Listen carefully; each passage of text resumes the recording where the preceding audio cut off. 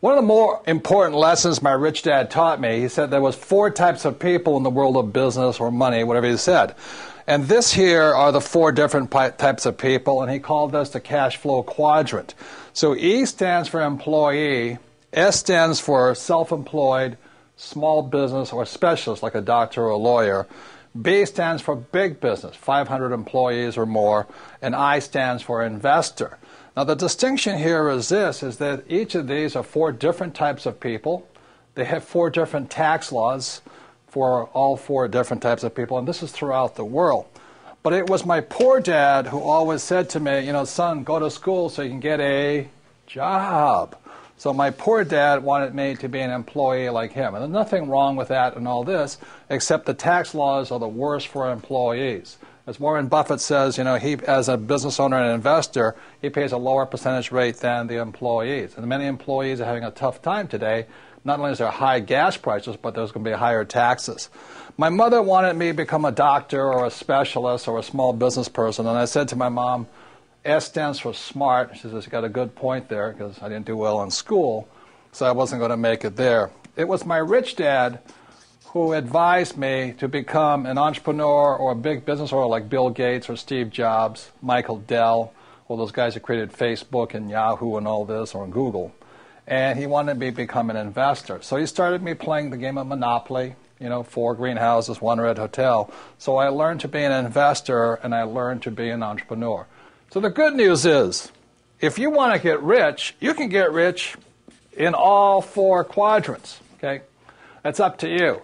And so it was my rich dad who said to me, he says, you know, Robert, if you really want to be rich, learn to build businesses. It made more sense to him to work hard to build a business, something you owned and something you could pass on for generation to generation to your kids.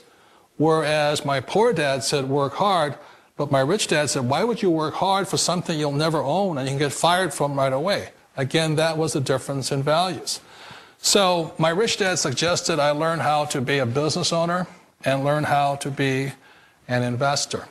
And that's one of the big differences. On this side of the quadrant, these people here work for security. They work for money also. On this side over here, their key value that they want is they want freedom. They don't want to have to work at a job anymore. They don't want to have to work for the rest of their lives. So the beauty of building a business and learning how to invest is very simply that this is passive income. You work hard for a few years, but possibly for the rest of your life, income keeps flowing to you. Again, the reason somebody thinks a house is an asset is because they lack financial intelligence or low financial IQ. They may go on to Harvard or in whatever, but if you can't tell an asset from a hole in the ground, I don't know what the heck you can tell the difference of, you know? So it's really quite simply the most important word, for those of you in business or finance, know the most important word is not income, expense, asset, liability. The most important word in the English language for the rich is a word called cash flow. You've got to know where the cash is flowing. So what a rich person is doing is controlling cash flow. So if money comes from an asset into your pocket, it's an asset. So very simply, when I was 9 years old, my rich dad said, assets put money in your pocket whether you work or not. Okay, repeat after me. Assets put money in your pocket whether you work or not. Okay? And very simply, liabilities take money from your pocket. Okay? So what does a liability do? It takes money from your pocket. Okay? So the way you know you have an asset or a liability is very simply this. If let's say you're married with 3 kids and all this stuff, and you stop working, the money coming in is money from an asset, and the money going out is money from a liability. So if you happen to have a little house sitting over here, and it's sucking cash out of your pocket every month, it's a liability. And can do it. A number of years ago, I bought a $7 million commercial building. I paid for it with 0 down. And every month, after everything is paid for, it puts about $30,000 a month income in my pocket, or $360,000 a year for no money down. So that is the price of having a good education or a bad education. A good education is knowing the good debt versus bad debt and how debtors can win if you know what you're doing.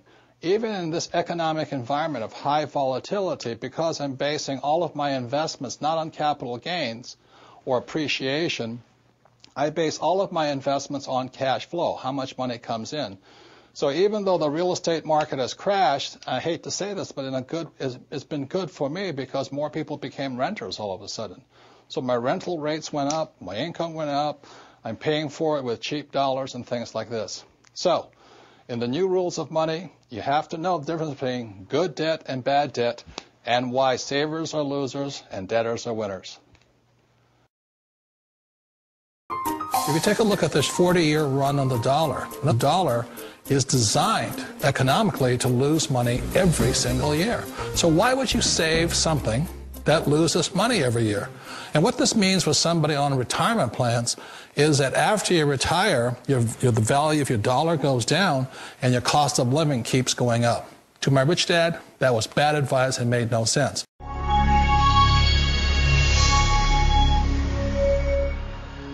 So the third new rule of money is, I think the big mistake is, I hear so many people say it's important to save. That's ridiculous. And the reason that's ridiculous is because what happened in 1971 is crucial. In 1971, the U.S. dollar stopped being money. In 1971, the U.S. dollar became a currency. And what that meant is Richard Nixon, in 1971, the president, took us off the gold standard. That's like giving an alcoholic free rein to the bar, or it's like giving somebody who can't control their spending unlimited credit cards. So what's happening is all the savers today are losers. You know, the problem with 1971 is that the federal government keeps printing money, so the value of your money keeps going down. So these people, I'm saving, and if you notice, as the value of the dollar goes down, prices go up. So they call this inflation. You know, you look at in 1997, oil was about, I think, $10 a barrel. 10 years later, it's about $135 a barrel. So they say it's inflation, but really what it is the dollar's value coming down. So savers are getting wiped out today. So the U.S. Federal Reserve Bank, which I believe was created in 1913. In 1971, the reason 1971 is such an important time was because the U.S. Federal Reserve became the bank to the world. They could print as much money as they wanted. Never in the history of the world has anybody been allowed to print money for the rest of the world. Let me backtrack one more time. I talked about how the Romans did it, the Greeks did it, and all this. Every time people have done this, chaos has broken out, and that's why there's chaos in the world today. So in 1913, when the U.S. Federal Reserve Bank was created, they were basically allowed to print money for the world. Every time that has happened throughout history, a despot has arrived. One of the problems of this is you have to understand that, first of all, the U.S. Federal Reserve Bank is not U.S. It is made up of a bunch of international rich guys from all over the world. The second thing, it is not federal. It's not a U.S. entity. It is, again, a bunch of rich banks from all over the world. Third, it has no reserves. There is nothing there. And fourth, it's not a bank. So that's why when I talk to people about really needing to understand the new rules of money, which really began to take effect in 1971 when we were allowed to print money for the rest of the world, is understanding that this system here is causing the rich to get richer and the poor and middle class to get poorer, but most importantly, the lower middle class is almost getting wiped out. High prices, volatilities in the market, food getting more expensive, gas getting more expensive, savings getting wiped out, home values going around. And the reason the troubles have started, again, is the U.S. Federal Reserve Bank is not U.S., it's not federal, there's no reserve, it's not a bank.